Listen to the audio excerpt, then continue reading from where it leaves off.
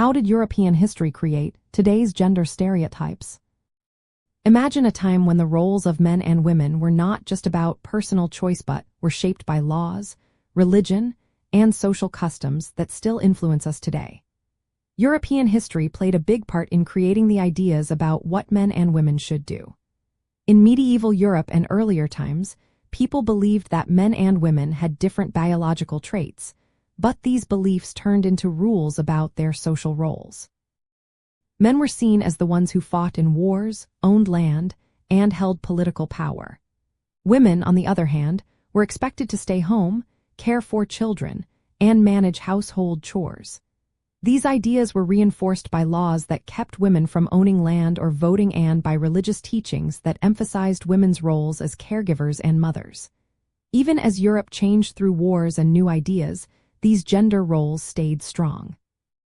Archaeological evidence shows that areas with a history of male dominance still show stronger attitudes favoring men today. When the bourgeoisie, or middle class, grew in the 18th and 19th centuries, new revolutions challenged old norms. The French Revolution and others pushed for liberty and equality, but often only for men. Women demanded rights like voting and education, but their participation was limited.